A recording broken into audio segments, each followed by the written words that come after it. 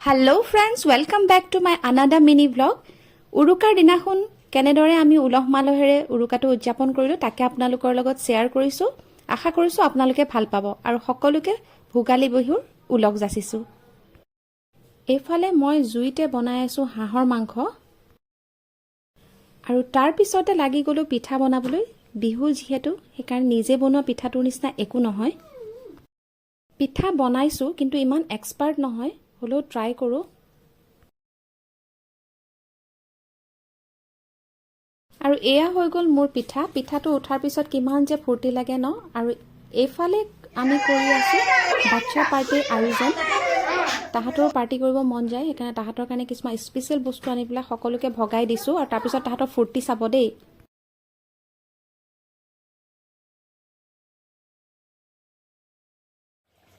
আৰু এইফালে আমাৰ বাইদেৱে ষ্টাৰ্টাৰৰ আয়োজন কৰিছিলে, বিৰাটেই টেষ্টি হৈছিলে কিন্তু দেই। এইখিনি বইল চানা লগত বাদাম আৰু বাহিৰতো দাদাই স্পেচিয়েল বনাই আছিলে। আৰু এইফালে হৈ গ'ল জুচ পাৰ্টি আৰু বহুত কিবা কিবি আইটেম আছিল, কিন্তু ভিডিঅ' লোৱা নহ'ল গতিকে শ্বেয়াৰ কৰিব নোৱাৰিলোঁ। আৰু বিহু যেতিয়া এপাক নানাচি কেনেকৈ থাকোঁ, এনেদৰে এপাক নাচোঁতে নাচোঁতে গোটেই ৰাতি নাচি থাকোঁতেই গ'ল।